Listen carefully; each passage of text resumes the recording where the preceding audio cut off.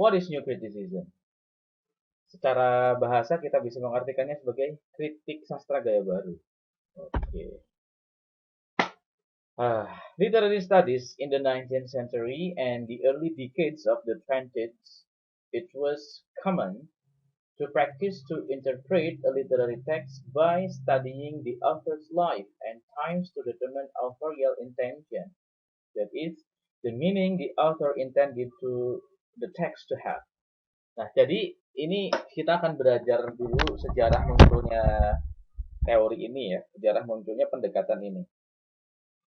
Bahwa pada abad ke-19 atau sebelum abad ke-19 sampai ke abad tersebut, tradisi kritik sastra atau interpretasi sastra itu selalu dikaitkan dengan penulis, waktu, atau background sosial, background masyarakat yang ada di dalam karya sastra itu sendiri. Maksudnya karya sastra dikaitkan dengan dunia yang luas. Kalau teman-teman kemarin mengikuti webinar yang saya bawakan bersama dengan Mem Isla, itu saya menggunakan pendekatan atau teori repertoire. Repertoire itu kaitannya dengan penulis dan juga dunia di luar penulis atau di luar karya tersebut. Jadi kenapa sih mencoba untuk menginterpretasi sebuah karya sastra, kebetulan karya sastranya adalah puisi, gitu, dikaitkan dengan pemikiran-pemikiran penulis pada waktu itu. Apa sih yang coba penulis sampaikan? Dan kemudian apa yang menginspirasi penulis? Kenapa penulis bisa menulis karya semacam itu? Oh, ternyata begitulah hasilnya.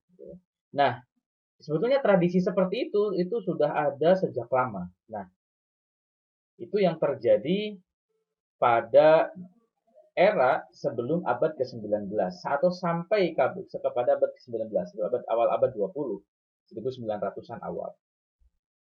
Gitu. The author letters, diaries, and essays were come for evidence of authorial intention as were autobiographies, biographies, and history books.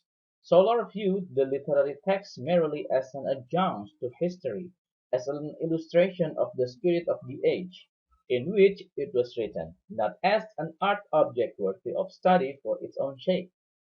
For new critics, however, the point itself was all that mattered. Nah, pada konsekuensinya atau dengan pandangan seperti itu mereka itu atau para kritikus, para peneliti itu melihat karya sastra hanya sebagai wahana saja, sebagai alat untuk mengungkapkan apa sih idenya penulis atau apa yang terjadi di dunia nyata yang tercermin dalam karya sastra tersebut. Nah, para sarjana pada waktu itu, jadi melihat karya sastra just merely as an adjunct to history. Sebagai batu loncatan saja kepada sejarah, sebagai ilustrasi dari the spirit of the age, semangat zamannya itu apa saja sih?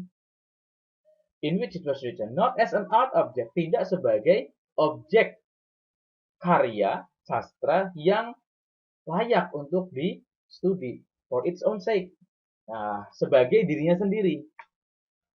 Nah, for new critic, however, the point itself was all that matter. Tapi bagi new critics, yang akan kita pelajari ini ya, new criticism, puisi itu sendiri atau karya itu sendiri adalah itu yang paling penting justru. Nah, maka teori ini itu muncul sebagai reaksi terhadap teori-teori yang ada sebelumnya. Terhadap teori-teori yang sudah ada sebelumnya itu tadi. Misalnya ya yang mementingkan penulisnya lah dan lain sebagainya. Nah, lantas apa bedanya? Kan ini sebagai reaksi berarti bertolak belakang dong gitu ya. The text itself became the battle cry of the new critical effort to focus our intense attention on the literary work as the sole source of evidence for interpreting it. Nah, para sarjana pada waktu itu, para kritikus berpikir bahwa kita itu juga harus menetapkan, kita harus juga memperlakukan teks itu sendiri sebagai sebuah entitas yang bisa diteliti tanpa mengkaitkan dengan apa-apa yang terjadi di luar sana, baik itu penulisnya ataupun masyarakat tempat karya tersebut muncul. Nah, kalau kalian masih ingat kemarin materi kita tentang Abrams, si 4 pendekatannya, ini itu merupakan turunan dari objective approach. Nah, ini masuk klasifikasi objective approach, namun ini lebih detail teorinya. The term intentional fallacy to refer to the mistaken belief that the author's intention is the same as the text meaning.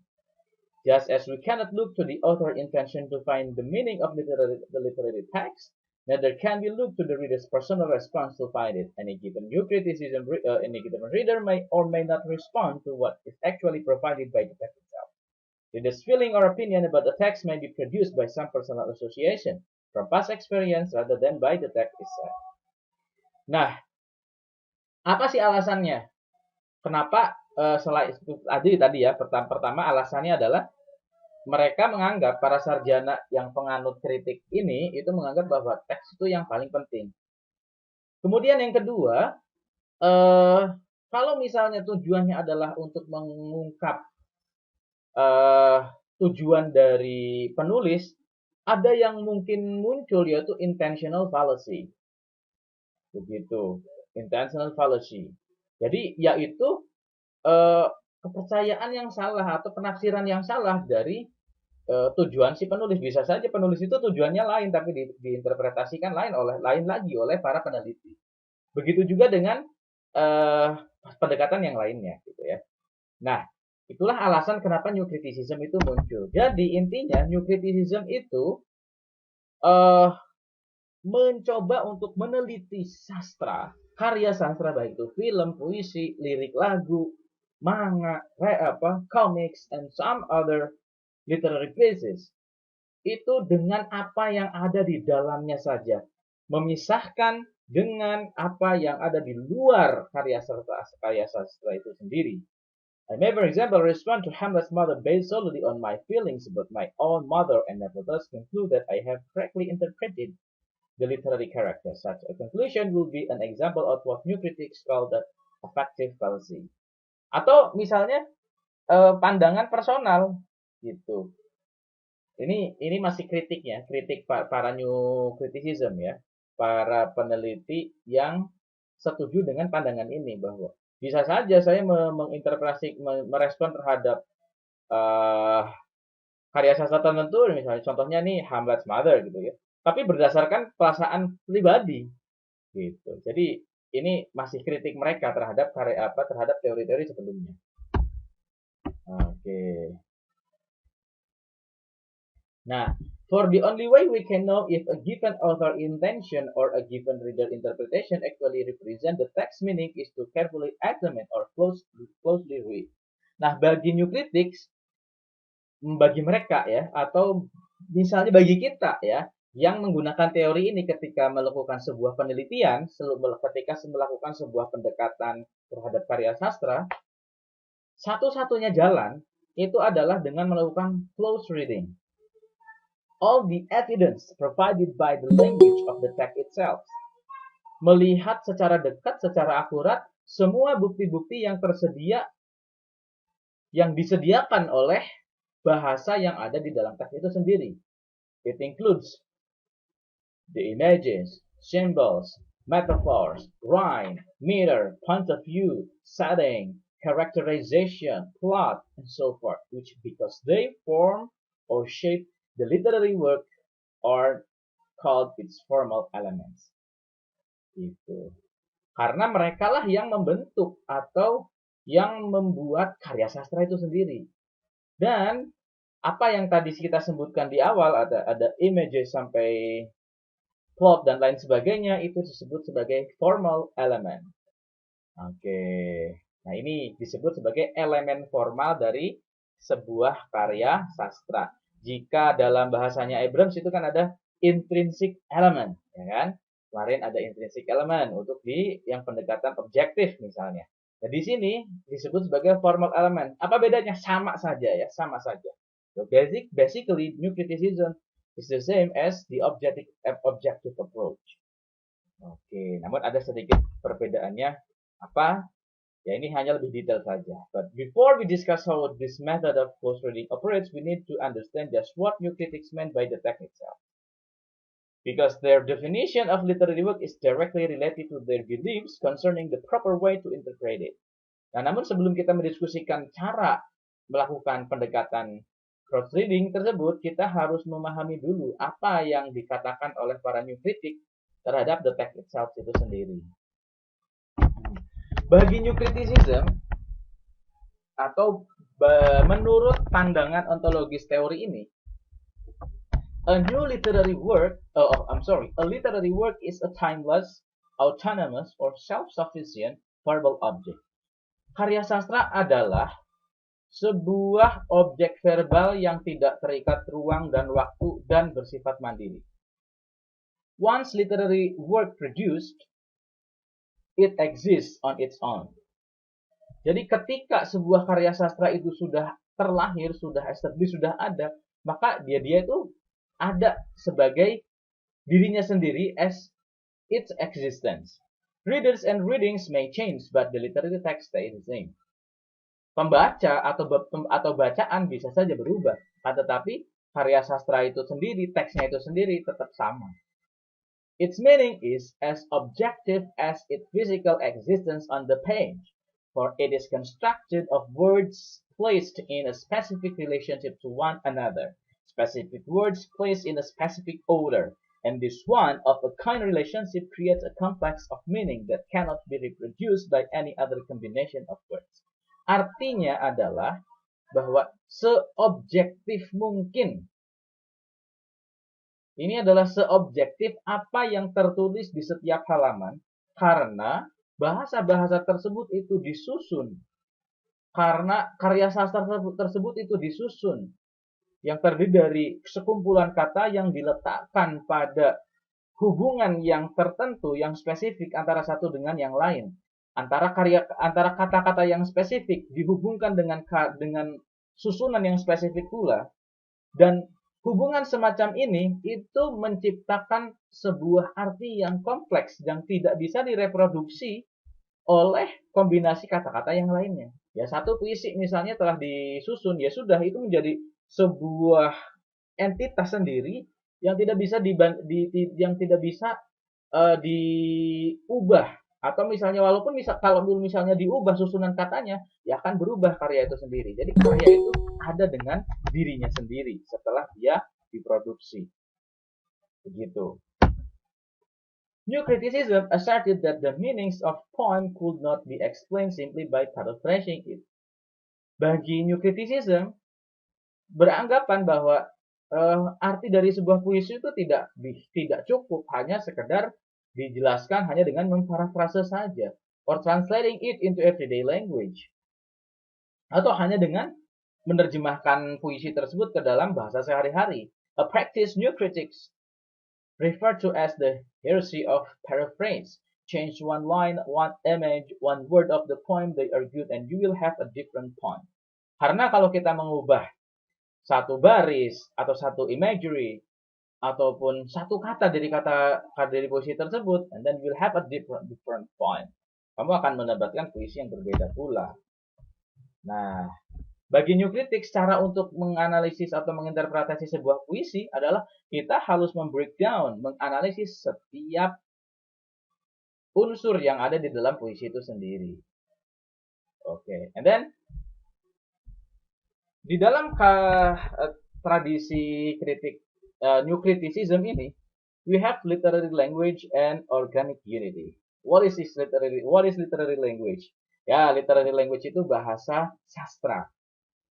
Saya rasa Anda sudah cukup paham dengan ini, bahwa bahasa sastra itu penuh dengan simbol dan lain-lain. The importance of the formal elements of a literary text is a product of the nature of literary language, which for new criticism is very different from scientific language and from everyday language. Ya, figurative language items, dan lain sebagainya. Literary language, in contrast, depends on connotation.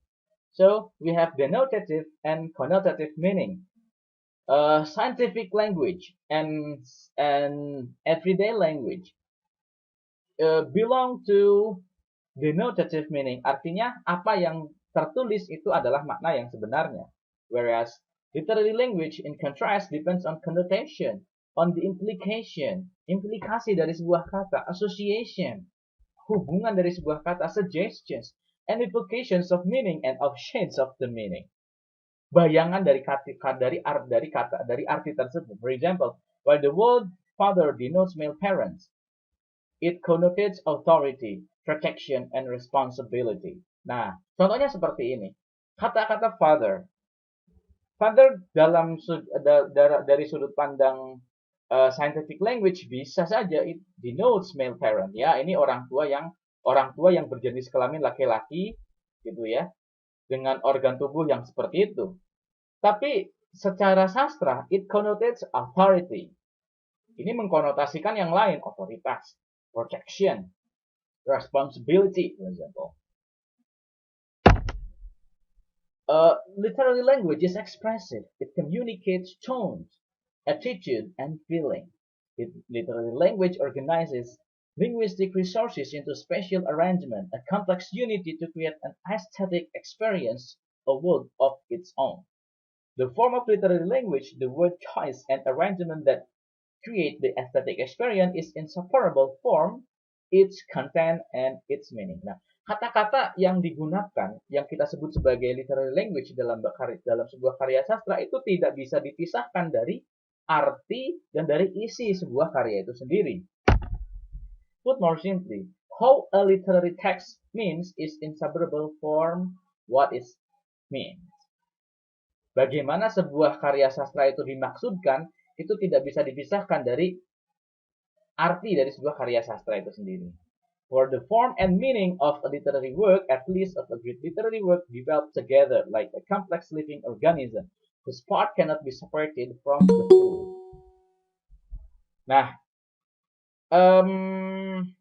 karena bentuk dan arti dari sebuah karya sastra itu tidak bisa dipisahkan, itu berkembang bersama seperti sebuah organisme hidup yang rumit, yang kompleks, yang bagian-bagiannya itu tidak bisa dipisahkan dari bagian yang lain. The work's organic unity. Nah, apa ya hubungan tersebut? Hubungan antara satu bagian dengan bagian yang lain dalam karya sastra itu kita sebut sebagai organic unity. The working together of all parts to make an inseparable whole is the criterion by which new critics judges the quality of literary text or a literary work. Nah, itu yang disebut dengan organic unity. Through its organic unity, the text provides both complexity that a literary work must have if it is to adequately represent the complexity of human life and the order that human beings by nature seek. Organic unity ini atau hubungan secara keseluruhan antara elemen inilah yang menyebabkan atau yang menyediakan baik kompleksitas yang harus dimiliki oleh sebuah karya sastra dan order that human beings by nature seek, dan susunan-susunan atau tatanan-tatanan yang dicari oleh para peneliti itu sendiri. For new criticism, the complexity of a text is created by the multiple and often conflicting meanings woven through it, and these meanings are a product primarily of four kinds of linguistic devices. We have paradox, irony, ambiguity, and tension. Nah, apa saja nih yang ada di dalam karya sastra? Ada paradoks, ada ironi, ada ambiguitas, ada tension. Selain itu tadi ya yang sudah secara umum atau formal elemen yang sudah kita pelajari. Halo, Pak. Halo? Ada pertanyaan sampai di sini? Slide-nya tadi nggak keganti, Pak. Oh, iya. Jadi dari tadi cuma cover-nya doang. Sorry. Waduh, nggak keganti ya. Ntar kita. Tapi kali ya udah, nggak apa-apa, nanti saya bagi share-nya slide-nya jadi ya. Padahal saya sudah turun terus nih.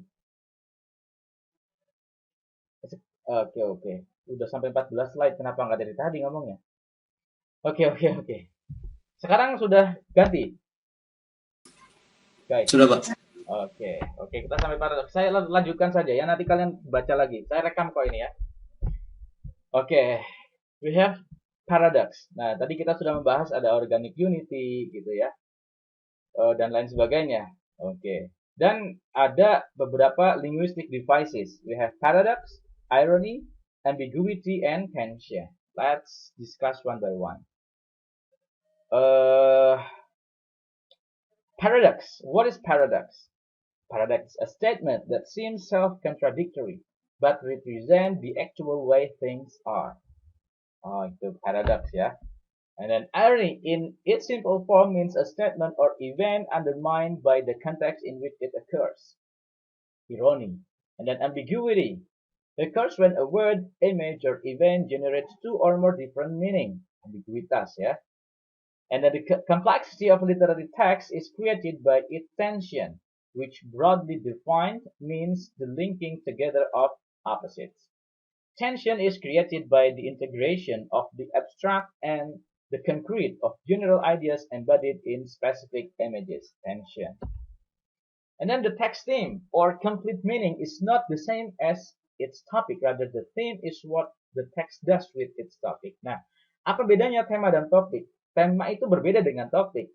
Tema itu adalah bagaimana sebuah teks itu, sebuah karya sastra itu memperlakukan topiknya.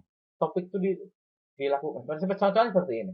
Topiknya tentang gender. Bagaimana karya sastra itu berbicara tentang gender?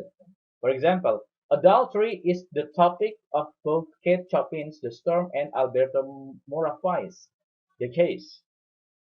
But the meaning of adultery is, or its moral and psychological implication is quite different in each story. Misalnya dua karya sastra sama-sama mengangkat isu yang sama, topik yang sama.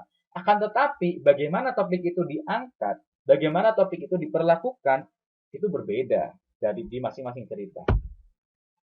Berganti nggak ini slide-nya guys? Halo? Belum, Pak. Oh, belum juga? Ya. Oh, Oke deh. Ini aja deh. Kalau gini berganti ya? Ya, ganti, Pak. Ganti-ganti, ya udah deh. Ya, oke lah.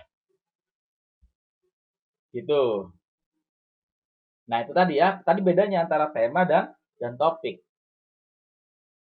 Oke, and then we have close reading and figurative language. Close reading itu yang membaca secara intensif artinya ya.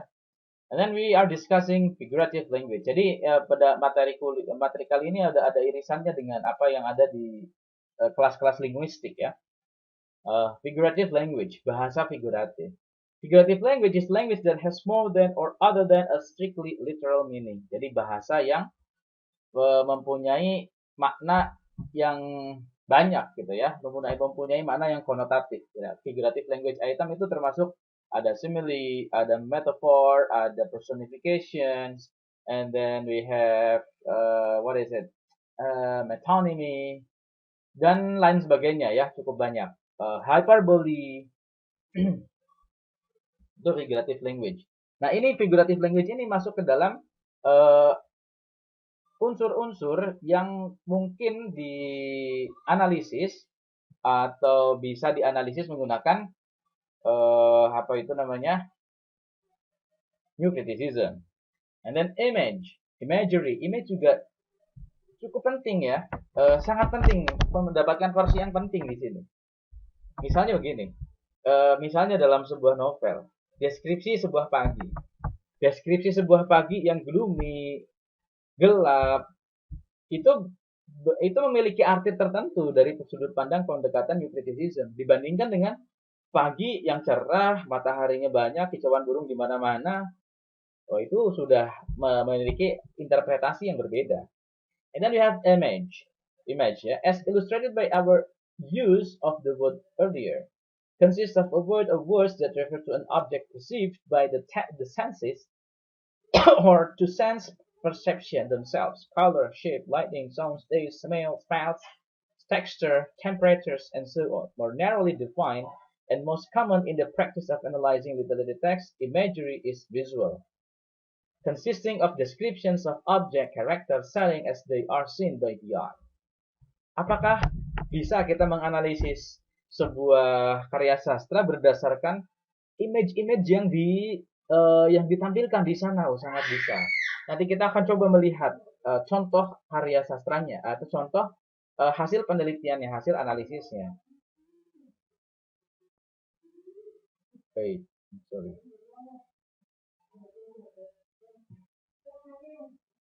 Saya masih share screen nggak ini? Masih ya? Masih, Pak. Oke, Oke ya. If an image occurs repeatedly in a text, it probably has symbolic significance. Nah, jika image yang serupa itu berulang kali muncul di dalam teks, walaupun image-nya itu tidak benar-benar sama ya, tapi nuansa yang muncul itu muncul berulang-ulang. Oh, ini mungkin ada significance nih, ada signifikansinya. Itu image, and then symbol. A symbol is an image that has both literal and figurative meaning. The concrete universal, such as swan in Ernest Hemingway's Big Two-Hearted River. The swan is literal swan. It's white, it contains fish, other forms of aquatic life. One need boots and special equipment to fish it. But it also stands for figure something else, the emotional problems the protagonist doesn't feel quite ready to face. Misalnya, image dari atau simbol nih ya, simbol sebuah swam. Swam itu apa? Rawa ya. Ya, secara denotatif, ya rawa, sebuah tempat yang penuh dengan air, basah, dan lain sebagainya. Tapi ini juga memiliki arti yang lain. Ini it symbolizes something else. Nah, ini merupakan ini menyimbolkan masalah emosional yang dimiliki oleh protagonis, bahwa protagonis itu tidak cukup siap untuk menghadapi masalah yang harus dia kerjakan, kan gitu. Public symbol are usually easy to spot. Nah, ada juga simbol-simbol yang sifatnya umum. Ada juga simbol-simbol yang sifatnya umum. For example, spring is usually a symbol of rebirth or youth. Autumn is usually a symbol of death or dying. A river is usually a symbol of life or of a journey. Thus, a symbol has properties similar to those of the abstract idea it stands for. For example, a river can symbolize life because both a river and life are fluid and forward moving. Both have a source and an endpoint. In addition, a river literally nurtures life. Some of life forms life in it, other drinks from it. Ini contoh-contoh simbol yang sudah umum misalnya. Kalau di sini misalnya tadi mendung itu simbol dari kesedihan, gloomy dan lain sebagainya. Okay. How something operates within the overall meaning of the text was always the bottom line for new criticism. Bagaimana sesuatu itu beroperasi di dalam sebuah teks secara keseluruhan itu selalu menjadi dasar landasan bagi new criticism. So it doesn't matter whether or not our analysis of text private symbolism matches the author's intention. Mau ini sesuai dengan tujuannya si penulis ataupun tidak, itu tidak masalah, tidak dipermasalahkan oleh new criticism. Fokus new criticism adalah bagaimana elemen-elemen yang ada di dalam sebuah teks atau yang disebut sebagai formal elements itu bekerja berhubungan satu dengan yang lainnya, diinterpretasikan menjadi sebuah makna. What matters is that our analysis of the text private symbol, like our analysis of all its formal elements, support what we claim as the text theme. Jadi tema itu didapatkan setelah kita menganalisis unsur-unsur yang lain. Oke.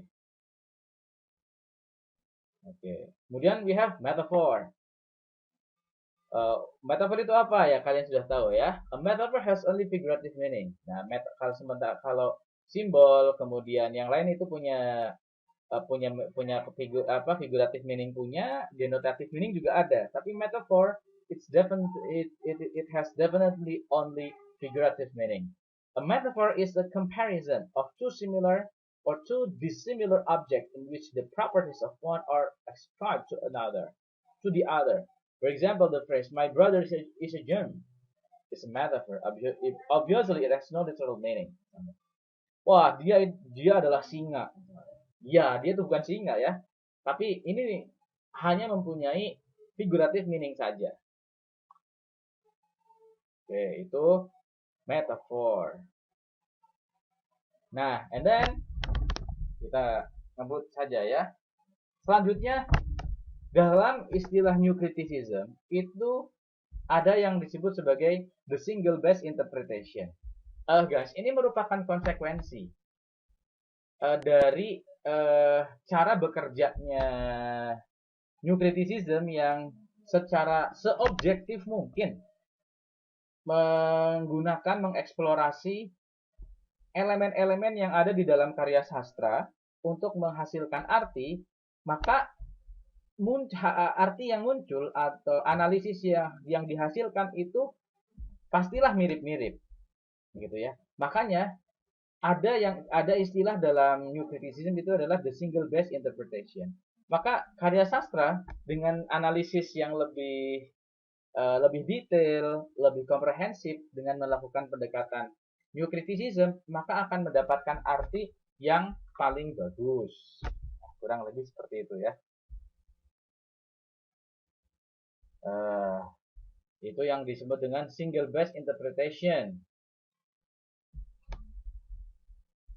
Nah, ini percaya bahwa orang-orang para sarjana ya, para kritikus New Criticism itu percaya istilah single best interpretation. Nah, maka dari itu sebuah karya sastra bisa diteliti berulang-ulang menggunakan pendekatan New Criticism, gitu ya. Karena apa? Bisa saja apa yang ada di penelitian yang sebelumnya, walaupun menggunakan penelitian yang sama, tapi cakupannya belum seluas atau belum sedetail penelitian yang ada belakangan, begitu ya. Nah, kemudian itu ya mengenai panjang lebar mengenai sejarah kritik sastra baru atau New Criticism. Kemudian bagaimana New Criticism melihat karya sastra, apa saja yang dianalisis oleh New Criticism dalam karya sastra ya, mulai dari formal element, bahasa-bahasa yang digunakan, ada macam-macam tadi, tension, paradox dan lain sebagainya. Kemudian yang terakhir kita membahas the single best interpretation ya. Nah, kemudian apa sih yang dicari, atau misalnya pertanyaan penelitian semacam apa yang mungkin dilakukan dengan menggunakan pendekatan teori ini? Ya sebetulnya berbagai macam penelitian ya, karena topiknya itu nanti berupa temuan gitu ya dari hasil penelitian tersebut.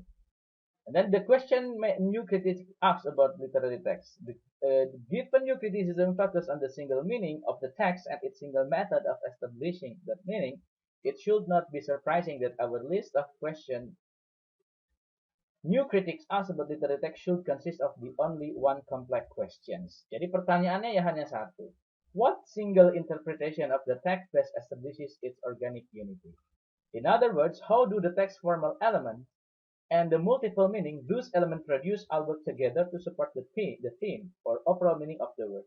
Ya artinya, apapun karya sastranya itu sangat bisa dianalisis dengan menggunakan teori ini, karena yang dites adalah elemen-elemen yang ada di dalamnya. Remember, a great work will have a theme of universal human significance. Oke, itu penjelasan terkait teori dari New Criticism. Sekarang saya lanjutkan ke sebuah penjelasan. Oke, ini ya. Sebuah penjelasan atau materi kita akan kita lanjutkan ke contoh analisisnya.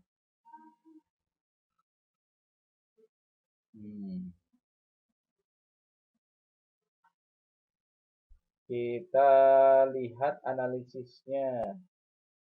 I prepare the file. Oke, ini sudah ketemu ya. Mohon maaf ya, saya tidak pakai kamera karena saya tidak rapi.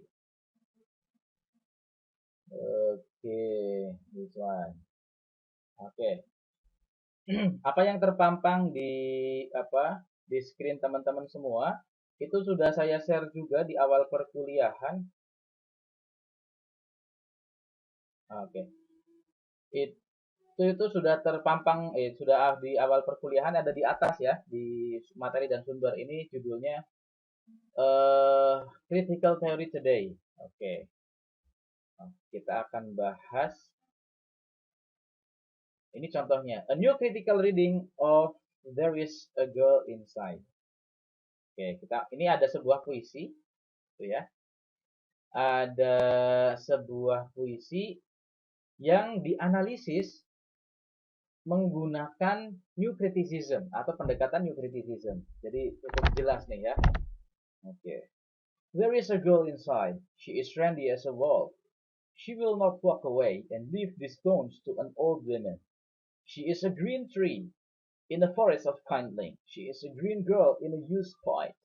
She has waited patient as a nun for the second coming, when she can break through gray hairs in the blossom, and her lover will harvest honey and thyme, and the woods will be wild with the damn wonder of it.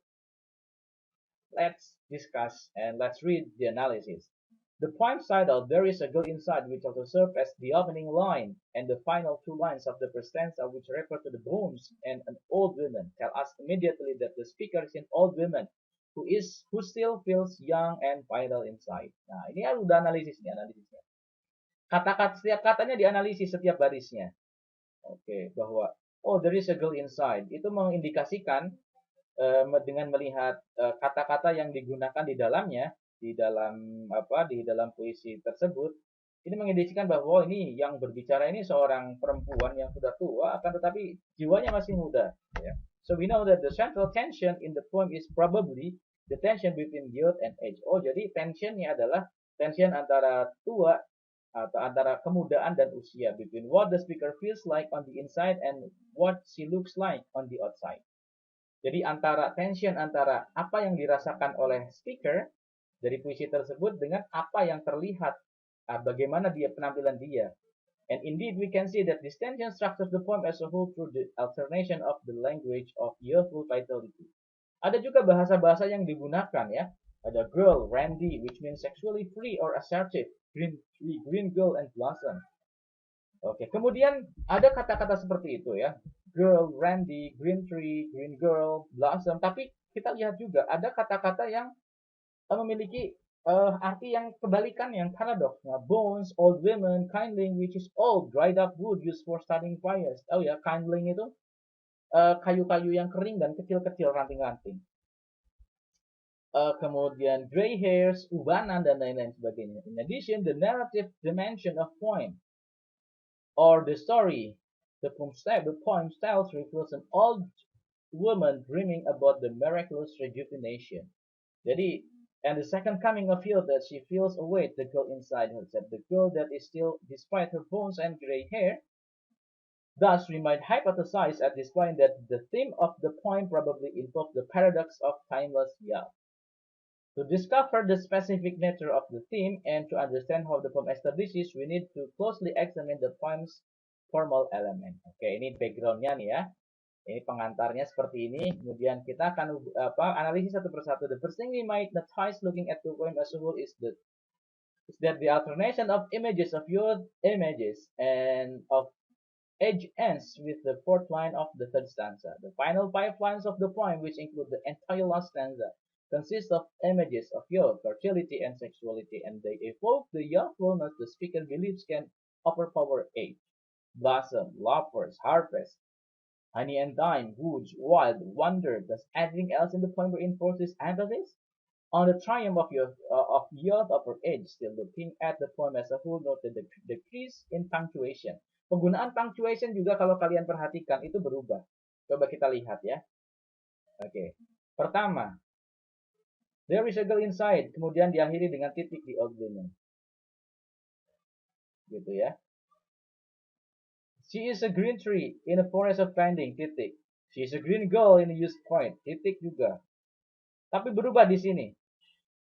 Menjadi koma, yang tadinya ada titik di setiap baris. Kemudian berubah hanya menjadi koma. Kemudian yang terakhir itu tidak ada koma dan titik sama sekali kecuali di akhir baris yang stanza terakhir adalah stanza. penggunaan punctuation seperti itu juga memiliki arti, memiliki hal merupakan sesuatu hal yang bisa kita analisis. Oke. Jadi oke, dan kalian baca sisanya ya nanti ya. Nah, ini contohnya pokoknya ya, contoh dari analisis terhadap karya sastra menggunakan teori New Criticism. Oke. Ada juga saya tunjukkan lagi, masih di buku yang sama di bawahnya ya. Tadi kan New Criticism untuk menganalisis sebuah puisi.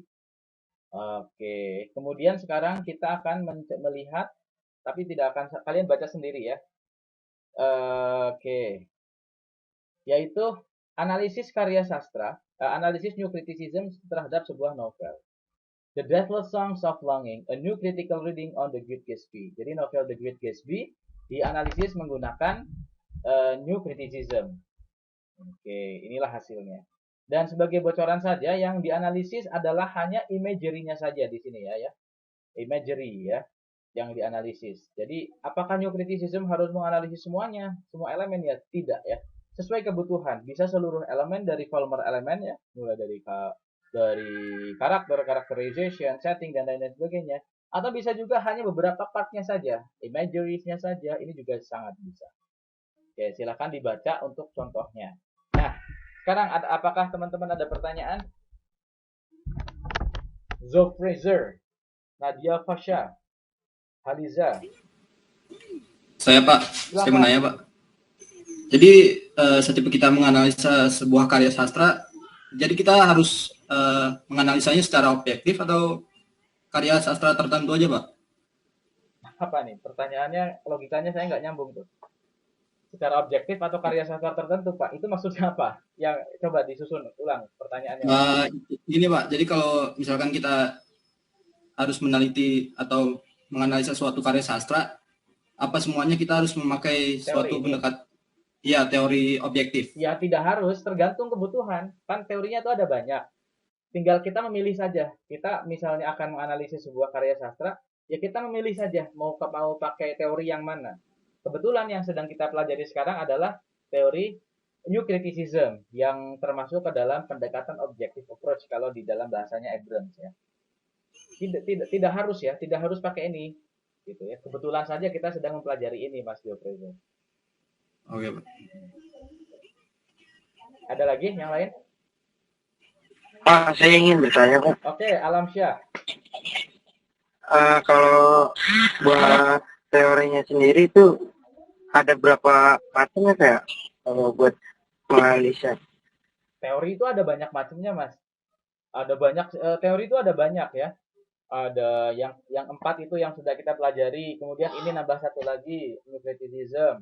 Ada psikologi sastra, ya. Ada sosiologi sastra, ada resepsi sastra, macam-macam itu. Dan teorinya yang nulis juga banyak penulis.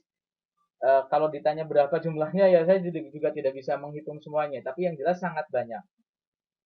Ini ada salah satunya saja Mas Iko. Berarti kita bisa nyari sendiri lewat pengetahuan lainnya saya. Oh, sangat buat bisa, teori. sangat bisa. Misalnya Anda nanti membaca buku ya, saya kan sudah sediakan tuh di web juga ya. Atau buku yang ini yang saya tadi buat contoh ya. Sebetulnya buku yang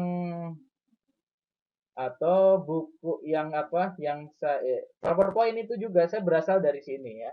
PowerPoint itu saya juga menyarikan dari sini. Nah, ini buku ini itu cukup banyak teorinya yang terkandung di dalamnya ya. Jadi apabila kita nanti ada tugas menganalisanya pakai teori yang nggak pernah diajarkan boleh Pak? Oh, sangat boleh nanti. Kalau misalnya kalian mampu tapi syaratnya ya. Tapi untuk dalam kelas ini di setiap kan kita memiliki beberapa meeting ya. Nah, misalnya nanti tugas yang akan datang yang akan dalam waktu dekat ini yang menggunakan yang New Criticism karena kita exercising satu persatu saya sengaja susunnya itu berurutan dari yang gampang-gampang. Yang gampang dulu, gampang kemudian nanti menuju ke yang susah. Begitu.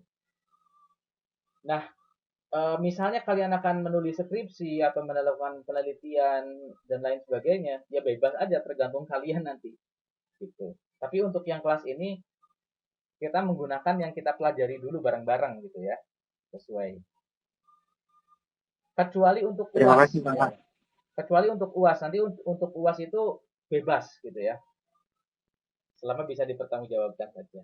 Itu aja Mas Ipok. Ada lagi? Terima kasih, Pak. Sama-sama. Cukup, Pak. Jersivo, Pak, gimana? Ada pertanyaan nggak Jersey? nggak ada sih Pak, tapi itu aja Pak. Nanti kan katanya PowerPoint-nya di-share kan Pak? Nanti. Oh iya, PowerPoint-nya saya share. Oh, Oke, langsung oke. cek saja nih. Langsung cek apa itu namanya? Website. Belum saya share sih, tapi nanti akan langsung saya Oke. share nih. Iya Pak. Oke. Soalnya kan tadi agak Iya, itu ada pertama-tama nggak kelihatan kan? sedikit terhambat ya. Iya terhambat ya. Oke, jadi tadi sudah muncul ternyata di teman-teman. Ya udahlah, nggak apa-apa.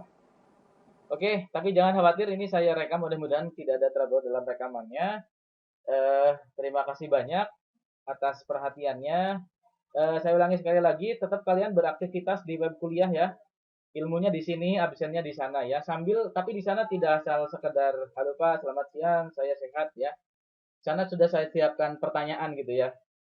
Tapi ilmunya dapat di sini, absennya di sana, tapi ya sambil latihan juga. Oke, thank you very much for your attention. See you next time. Assalamualaikum warahmatullahi wabarakatuh.